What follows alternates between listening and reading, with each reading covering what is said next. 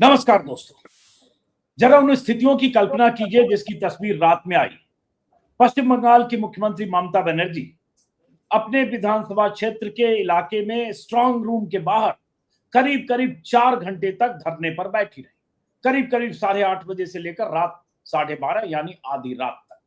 और ममता बनर्जी इस आरोप के साथ उस धरने पर बैठी कि स्ट्रांग रूम के भीतर ईवीएम में या पोस्टल बैलेट बॉक्स में कुछ हेरा फेरी का उन्हें अंदेशा दिखा, कोई सीसीटीवी में हलचल दिखी। ममता बनर्जी ने चुनाव आयोग पर सीधे तौर पर आरोप लगाया कि वहां कुछ गड़बड़ी हो रही है। पहले उनके टीएमसी के 2 नेता पहुंचे, कुणाल घोष और एक और नेता, फिर बहुत सारे कार्यकर्ता पहुंचे और आखिर में ममता बनर्जी भी पहुंच गई। बहुत तनातनी का माहौल रहा। बीजेपी के भी कार्यकर्ता पहुंच गए। शुभेंदु अधिकारी और उनके लोगों की तरफ से आरोप ममता बनर्जी पर लगाया गया कि चूंकि टीएमसी को लग रहा है कि हार रही है ममता बनर्जी, इसलिए ममता बनर्जी ने खामखा मुद्दा बनाया। स्क्रीन पर ममता बनर्जी की तस्वीर देख रहे हैं जब वो स्ट्रांग रूम के बाहर पहुंची थी। चुनाव आयोग की तरफ से सफाई दी गई। चुनाव आयोग की तरफ से कहा गया यहाँ गड़बड़ी कोई नहीं है, जो विधिवत जो इंतजाम है, व्यवस्था है, उसी के तहत ये सब हो रहा था। पोस्टल बैलेट की छटाई का काम शाम 7 बजे की गई थी। पार्टियों को आमंत्रित किया गया था लेकिन पार्टियां नहीं पहुंची। सीसीटीवी फुटेज को लेकर उन्होंने कहा जिस फुटेज पर बवाल मचाया गया है उसमें ऐसी कोई बात नहीं जैसी की बात ममता बनर्जी ने कही। स्क्रीन पर तब की तस्वीर है जब ममता बनर्जी वहां पहुंच गई थी, पश्चिम बंगाल के मुख्यमंत्री। समझने की कोशिश करेंगे कि ममता बनर्जी अगर ये आरोप लगा रही है तो इसका कोई मतलब है, क्योंकि इसमें कोई शक नहीं कि चुनाव आयोग लगातार आरोपों के घेरे में है। लेकिन ये बड़ा आरोप ममता बनर्जी ने लगाया और ममता बनर्जी का जो तरीका है लड़ने का, भिड़ने का, जुटने का, सड़क पर उतरने का, वही तरीका ममता बनर्जी ने अख्तियार किया। कल देर रात तक, क्या कहें आधी रात तक, 2 खास मेहमान हमारे साथ हैं। शीतल पी सिंह, सीनियर जर्नलिस्ट, सत्य हिंदी के फाउंडर। दूसरे प्रभाकर मणि तिवारी जी, सीनियर जर्नलिस्ट, पश्चिम बंगाल में 26 सालों से। ये आपको पता होगा कि एग्जिट पोल कई तरह के आ चुके हैं। ज्यादातर जो राष्ट्रीय मीडिया के एग्जिट पोल हैं वो ममता बनर्जी को हरा चुके हैं, बीजेपी की ताजपोशी करा चुके हैं। लेकिन कई ऐसे एग्जिट पोल भी हैं जिन एग्जिट पोल्स के मुताबिक ममता बनर्जी की चौथी बार सत्ता में वापसी हो रही है। चाहे वो एबीपी बांग्ला का एग्जिट पोल हो, चाहे न्यूज 18 के बांग्ला संस्करण जो बांग्ला चैनल है उनका एबीपी हो, या जनमत और पीपल्स पल्स जैसी जो संस्थाएं हैं, एजेंसियां, उनका एग्जिट पोल हो। लेकिन एक माहौल ऐसा, नैरेटिव ऐसा बनाया कि ममता बनर्जी तो हार रही है मीडिया के जरिए और बीजेपी के जरिए। लेकिन होने क्या वाला है ये 4 तारीख को पता चलेगा। फिलहाल तस्वीरें स्क्रीन पर देख रहे हैं। दोनों मेहमानों के पास आने से पहले ममता बनर्जी ने जो आरोप लगाए स्ट्रांग रूम के बाहर पहुंचने के बाद, मैं चाहता हूं दर्शकों को वो सुनवाए।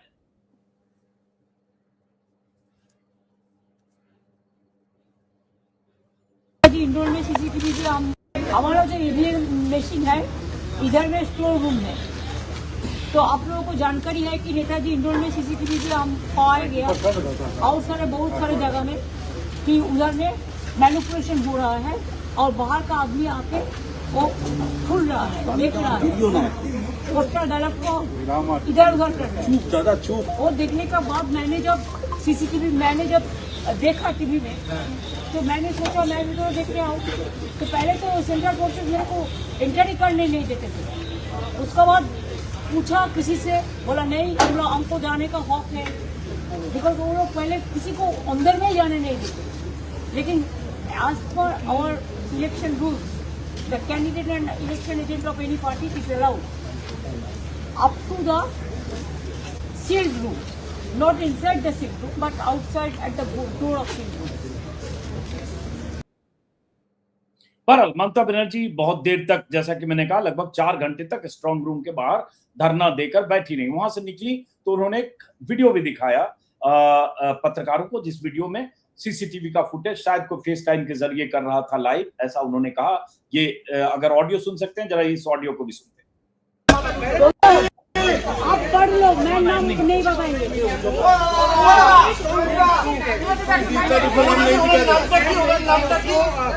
प्रदीप का प्रो बात निकाल लो, प्रदीप का प्रो निकाल लो तो क्या होता है, दीप होता है। ये है प्रजापति। अरे भाई प्रदीप बोली नहीं, बोले कि पोटा बांध दो, निकाल लो। ऐसा बोझे नहीं। अब समझने की कोशिश करते हैं दरअसल पूरा माजरा क्या है और ममता बनर्जी इतने गंभीर आरोप लगा रहे हैं तो उसकी कोई बुनियाद है या ममता बनर्जी जैसा बीजेपी आरोप लगा रही है कि ममता बनर्जी को लग रहा है कि उनकी सरकार जाने वाली है इसलिए खामखा चुनाव आयोग पर आरोप लगा रही है। प्रभाकर मनी जरा अगर पूरी बात बता सके कि दरअसल हुआ क्या, आरोप क्या है, ताकि दर्शकों को पता चले, फिर शीतल जी के पास और बातचीत करें। देखिए, हम लोग देख रहे हैं पश्चिम बंगाल के चुनाव में बहुत चीजें पहली बार हुई हैं, इस बार हो रही हैं।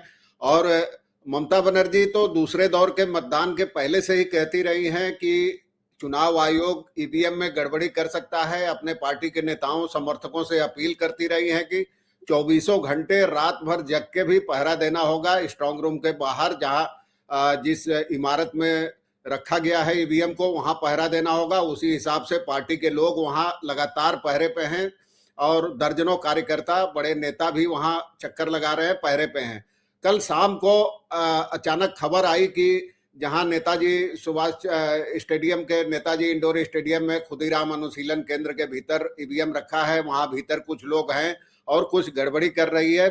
तो ये सुनते ही पार्टी के दो उम्मीदवार, कुणाल घोष जो प्रवक्ता और महासचिव हैं और शशि पांजा जो मंत्री हैं, महिला बाल कल्याण मंत्री, सबसे पहले वो लोग पहुंची वहां। उन्होंने वीडियो फुटेज देखा, उनको संदेह हुआ कि भीतर कुछ लोग इधर उधर कर रहे हैं, तो उन्होंने एक ट्वीट किया, ममता बनर्जी को खबर की। उसके बाद ममता बनर्जी फौरन निकली और कल रात को मौसम बेहद खराब था, बहुत तेज आंधी और बारिश हो रही थी कलकत्ता में। उसी मौसम में कई दर्जन कार्यकर्ता पार्टी के भी पहुंचे, ममता बनर्जी पहुंची, कई नेता पहुंचे, फिरहाद हकीम शहरी विकास मंत्री वो भी पहुंचे। और ममता बनर्जी ने फिर वहां जहां भवानीपुर की ईवीएम रखी हुई है, सखावत हाई स्कूल, वहां ममता बनर्जी गई तो उनको पहले केंद्रीय बलों ने वहां घुसने ही नहीं दिया। फिर ममता बनर्जी ने कहा ये तो मेरा अधिकार है कि कैंडिडेट और उसका एजेंट भीतर तक जा सकता है, काउंटिंग हॉल तक जा सकता है, जहां सील्ड ईवीएम है उसके बाहर तक जा सकता है। उसके बाद कई जगह ऊपर नीचे फोन खड़के, उसके बाद ममता बनर्जी को करीब आधे घंटे बाद भीतर जाने दिया गया और ममता बनर्जी वहां तमाम फुटेज देखा उन्होंने, करीब 4 घंटे रही, लगभग सारी रात ये ड्रामा चला है। इस बीच बीजेपी के भी कई उम्मीदवार, संतोष पाठक समेत कई नेता भी वहां पहुंच गए। दोनों पक्ष में बाकायदा नारेबाजी होने लगी। ये सिचुएशन हम लोगों ने पहली बार देखी है। यहाँ ममता शुरू से ही आरोप लगाती रही है, वहां भी उन्होंने आरोप लगाया कि ये गड़बड़ कर रहे हैं ये लोग, एक तरफा तरीके से ईवीएम में छेड़छाड़ हो रही है, गड़बड़ी हो रही है। इतना गंभीर आरोप लगाया कि चुनाव आयोग को देर रात प्रेस कॉन्फ्रेंस करके सफाई देनी पड़ी। लेकिन उसकी सफाई पर ममता के आरोप भारी पड़ रहे हैं। इससे ये सुबह शुभेंदु अधिकारी ने भी आरोप लगाया, उल्टे आरोप लगाया कि ममता गड़बड़ करने पहुंची थी लेकिन उनकी दाल नहीं गली, सोशल मीडिया पर पोस्ट में अपनी शुभेंदु ने कहा। लेकिन असलियत कुछ और है। ममता भी 15 साल से सरकार में रही हैं, उनको निश्चित तौर पर अपने सूत्रों से कुछ न कुछ जानकारी मिली होगी, इसलिए वो पहले से ही पार्टी के कार्यकर्ताओं और नेताओं को चेतावनी देती रही है कि ऐसा हो सकता है। उनको आशंका है, जब से बम्पर वोटिंग हुई है, और वो दावा करती रही है कि सरकार हमारी बनेगी, लेकिन बीजेपी कुछ भी कर सकती है, चुनाव आयोग के साथ मिली भगत है, इसलिए ईवीएम में छेड़छाड़ नहीं हो। तो कल जो पहली खबर मिली उसके बाद तुरंत ममता पहुंच गई। आज तक ममता कभी ऐसा आरोप उन्होंने नहीं लगाया था या गई भी नहीं थी। तो ममता जैसी जुझारू और अनुभवी नेता अगर ऐसा आरोप लगा रही है तो कहीं ना कहीं कुछ तो दाल में काला लग रहा है, कहीं ना कहीं कुछ है। और अभी मुझे लगता है ये आरोप मतदान की गिनती होने तक, वोटों की गिनती होने तक इस पर उठापटक चलती रहेगी। चुनाव आयोग भी लगातार सफाई दे रहा है। जो वहाँ चुनाव अधिकारी है स्मिता पांडे, उन्होंने भी सफाई दी है कि कहीं कोई गड़बड़ी नहीं हुई। तो आखिर इतनी सफाई क्यों दे रहा है चुनाव आयोग? शुरू से ही सफाई वाले मोड में है, ममता आक्रामक मोड में है। तो अभी भी तो आरोप लगेगा तो सफाई तो देना चाहिए। जैसे मैं देख रहा हूँ स्मिता पांडे का बयान है, जो हुआ हमारी कानूनी प्रक्रिया का हिस्सा है, पोस्टल बैलेट को अलग अलग किया जाता है, अलग अलग जिलों में जो पोलिंग कर्मचारी ड्यूटी पर होते हैं वो भी वोट डालते हैं, पोस्टल बैलेट के जरिए ऐसा करते हैं, तो ये तो सफाई दी जाएगी। लेकिन शीतल जी, आपसे एक मुहावरे का इस्तेमाल किया प्रभाकर मनी जी ने कि दाल में कुछ काला है, तो क्या दाल में कुछ काला लगता है? चुनाव आयोग की नियत देखें, इतिहास देखें, अतीत देखें, रवैया देखें, तो कई बार दाल में काला, कई बार काले में दाल जैसी स्थिति के आरोप लोग लगाते हैं। लेकिन कई बार ऐसा भी हो सकता है कि खामखा आरोप भी लगा सकती है कोई पार्टी, जैसा बीजेपी कर रही है? देखिए, चूंकि चुनाव आयोग जिस तरह से बना है 2023 में, जिस तरह से कानून बनाया गया सरकार द्वारा, जो फैसला था मार्च में सुप्रीम कोर्ट का, उसमें जो 3 पैरा थे उनका उल्लंघन करते हुए, जिसमें ये साफ साफ कहा गया था कि जो भी चुनाव आयोग बने वो ऐसा नहीं होना चाहिए कि उस पर लोगों को अविश्वास हो, और विश्वास हो इसके लिए कम से कम एग्जीक्यूटिव का हस्तक्षेप उस पर हो, ऐसा नहीं होना चाहिए। लेकिन हुआ उल्टा, ऐसा बनाया गया जिसको सिर्फ प्रधानमंत्री और गृह मंत्री चुन रहे हैं। अपनी पसंद के, अपने नीचे काम किए हुए अफसरों को उन्होंने उसमें वो ले आए और चुनाव आयोग उनको सौंप दिया। ये दुर्भाग्यपूर्ण है कि देश के विपक्ष ने उस समय इस बड़ी बात का उतना विरोध नहीं किया। ठीक है, सदन में हंगामा रहता है, बात नहीं हो पाती, ये सब कारण है, लेकिन फिर भी उसको लेके कोई आंदोलन इस देश में नहीं हुआ।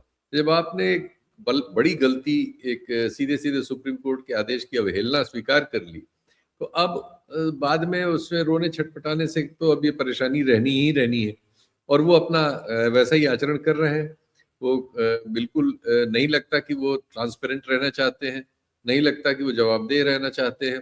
चुनाव आयुक्त महोदय, उनकी बेटी को उत्तर प्रदेश में नोएडा जैसे जिले में डीएम बनाया गया है, दूसरे कैडर की थी, खैर उनकी शादी हुई है उत्तर प्रदेश कैडर के एक अफसर से, तो वो तो मिल जाता है, नॉर्मल है, लेकिन एक प्राइम जिला, ये सब चीजें एक तरफ की शंका करती हैं कि एग्जीक्यूटिव जो है इंस्टीट्यूशंस को अपने कब्जे में लेती जा रही है। इस मामले में यह स्पष्ट है।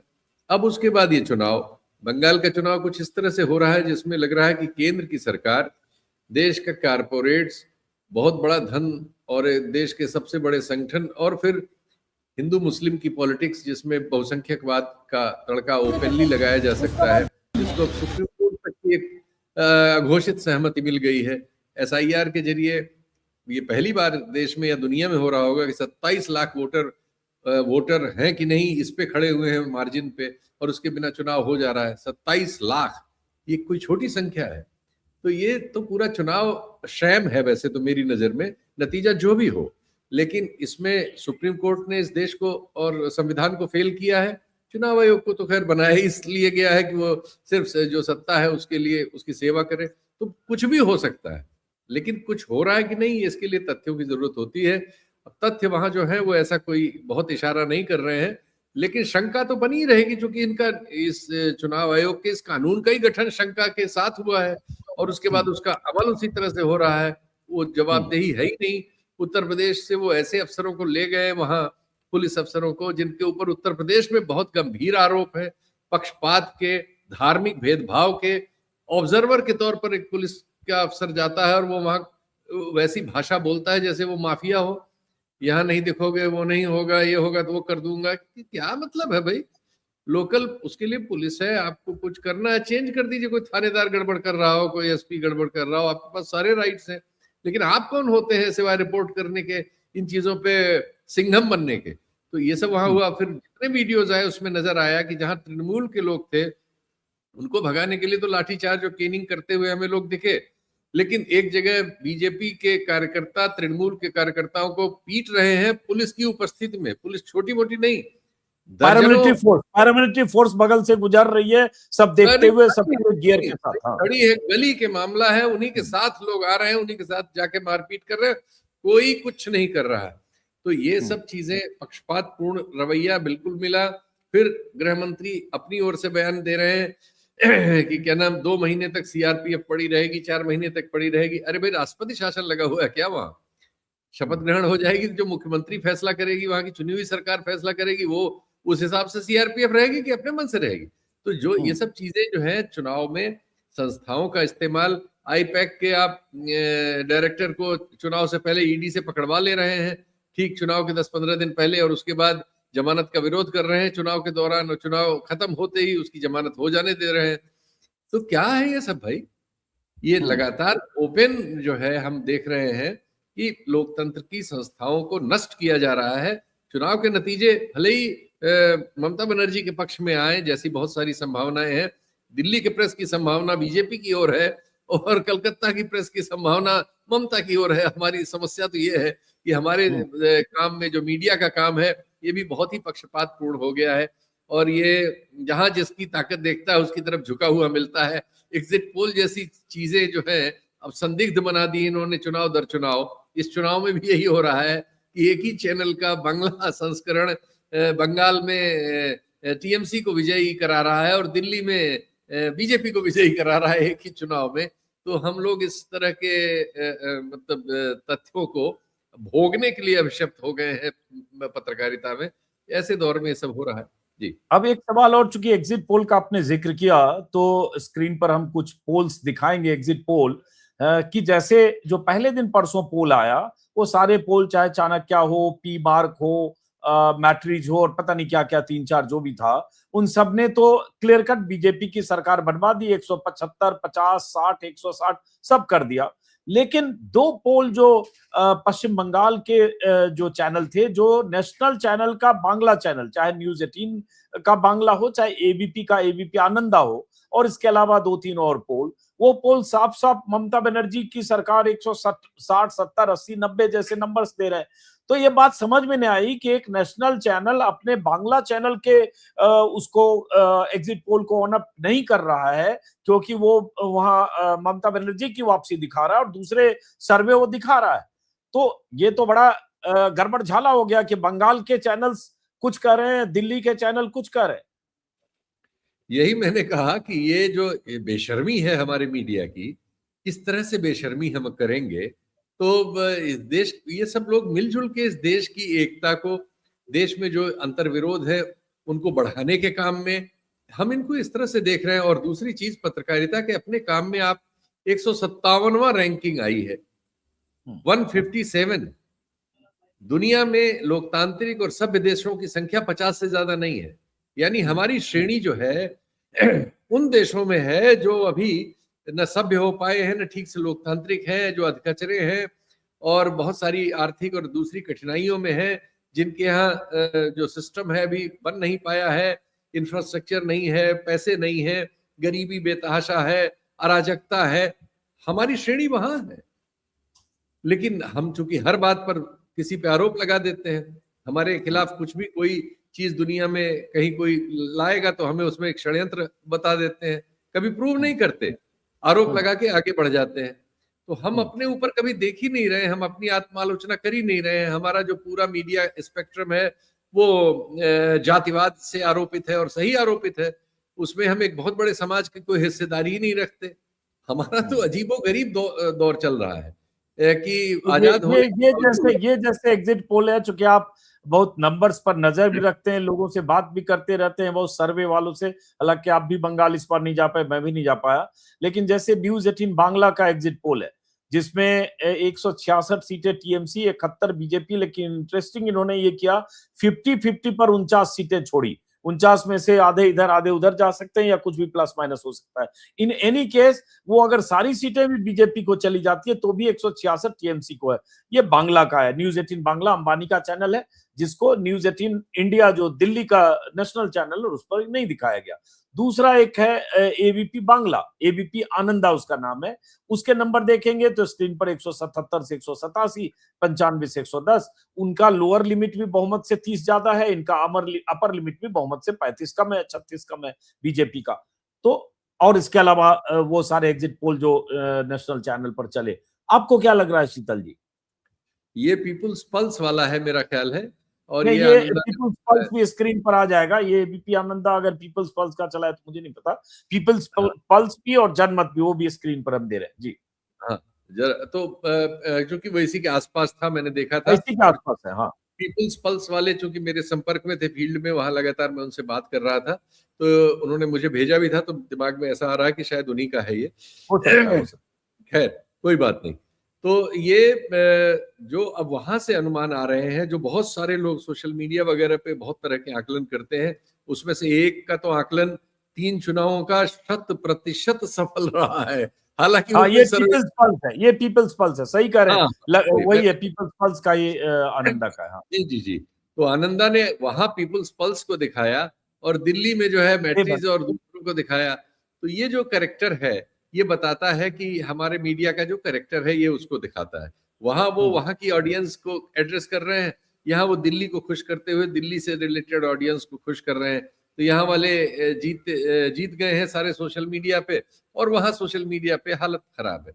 अब कुछ तथ्यों पर आते हैं, अगर आप के कार्यक्रम में जी जगह हो बिल्कुल तो। बिल्कुल बिल्कुल। देखिए, इस चुनाव के कुछ और तथ्य हैं।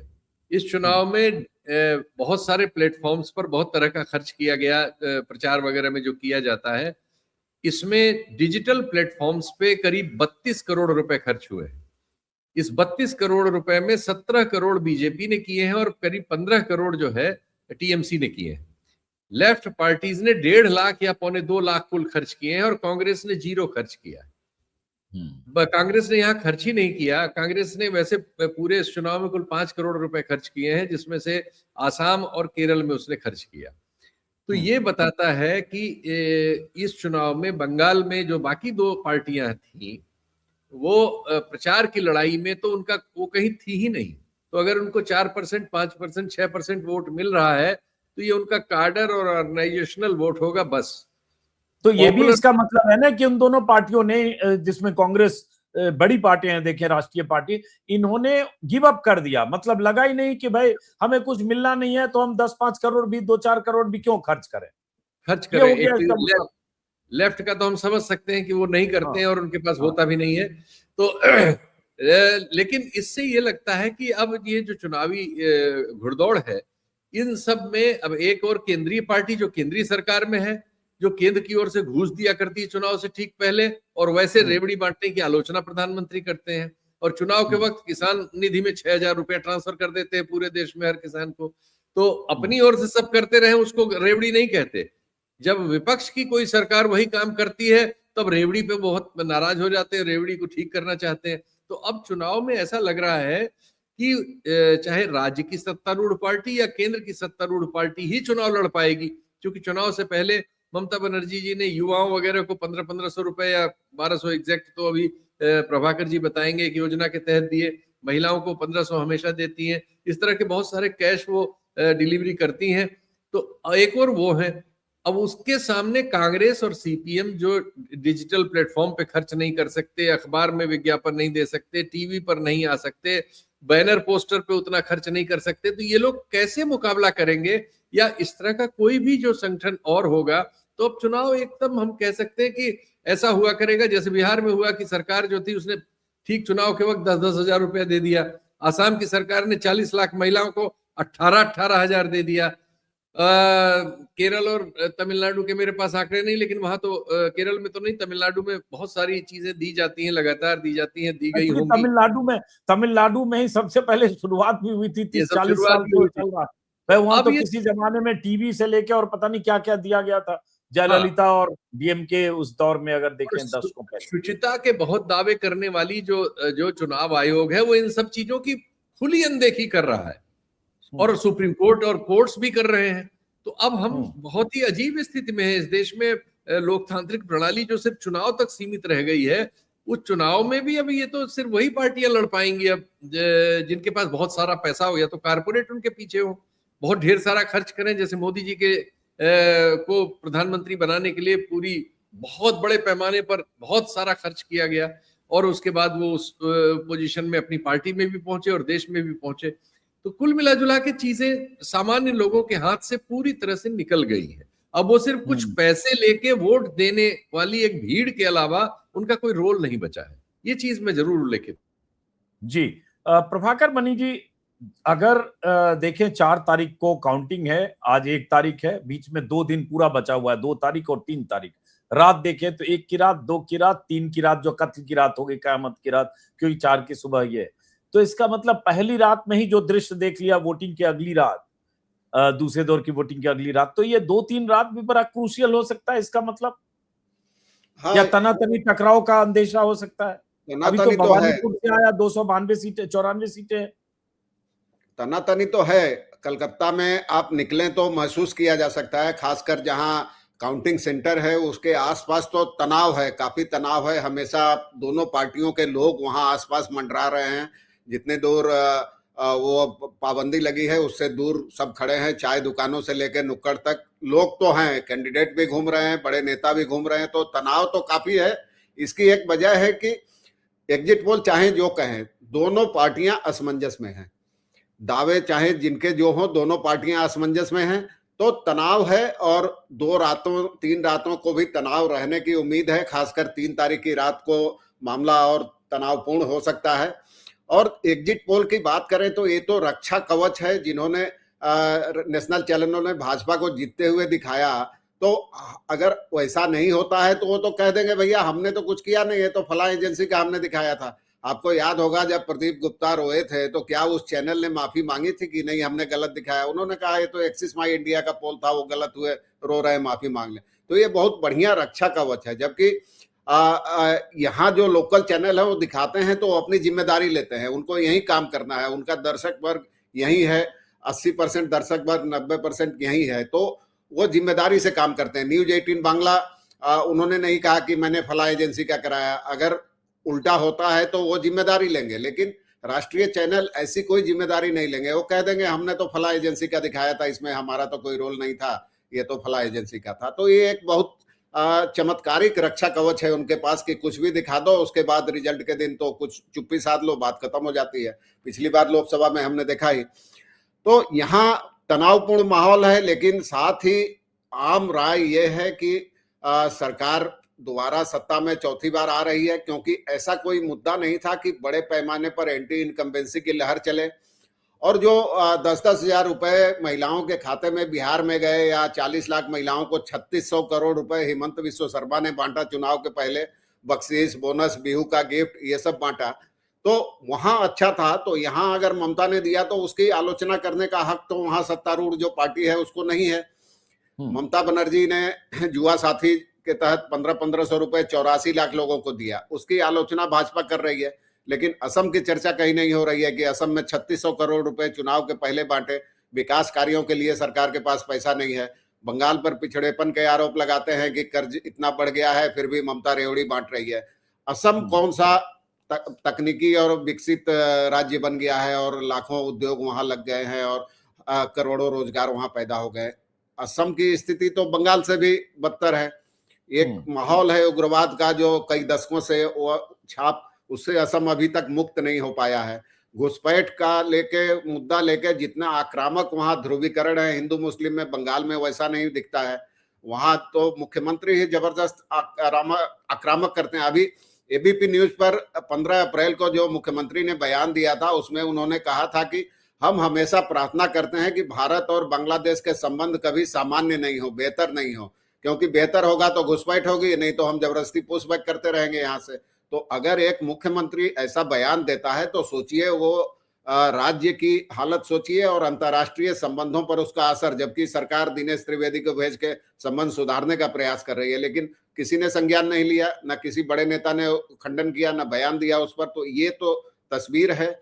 और बंगाल में प्लस पॉइंट है ममता का और माइनस पॉइंट है बीजेपी का कि हिमंत विश्व शर्मा जैसा भी कोई नेता नहीं है। ममता बनर्जी के कद काठी का तो छोड़ दीजिए, हिमंता जैसा भी कोई नेता नहीं है, नहीं तो यहाँ स्थिति और विस्फोटक हो सकती थी।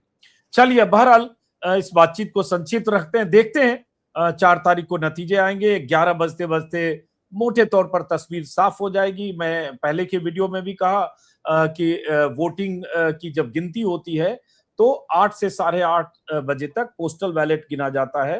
बैलेट बॉक्स खुलते 8:30 ईवीएम खुलता है, लेकिन चैनल जब देखेंगे तो आपको 8:15 बजे तक हो सकता है 100 सीटों के रुझान दिखने लगे। 8:05 तक आपको 50 सीटों पर बीजेपी आगे दिख सकती है। 8:30 बजे आपको बीजेपी 8:45 बजे बहुमत बनाती हुई दिख सकती है। तो इंतजार करें, धैर्य रखें। 9:30 से 10:30 के आसपास आपको थोड़ा रुझान सही दिशा में दिखेगा। सुबह 1 घंटे तक अपना बीपी और पल्स न बढ़ाएं, क्योंकि वो सब फर्जी होता है। तो फिलहाल सही कह रहा हूं ना शीतल जी? अरे एकदम सही पकड़े हैं, एकदम सही भाई। 8 बजे पोस्टल बैलेट खुलता है, 8:30 ईवीएम की गिनती होती है और 8:10, 8:20, 8:25 तक में 100 सीट के रुझान आ जाते हैं। तो और वो रुझान उसी दिशा में आते हैं जैसे एग्जिट पोल है, क्योंकि इसी को उसी डायरेक्शन में जाना होता है। बाद में गियर चेंज होता है अगर दूसरी दिशा हुई तो। दिल्ली के, नोएडा के सारे चैनलों में वही रुझान एक ही तरफा आते हैं और उसमें होड़ रहती है। अगर एक 130 दिखाएगा, दूसरा 170 दिखा देगा। सही बात है। तो फिलहाल बहुत बहुत शुक्रिया शीतल जी, बहुत बहुत शुक्रिया प्रभाकर मणि जी, तमाम दर्शकों को नमस्कार, शुक्रिया।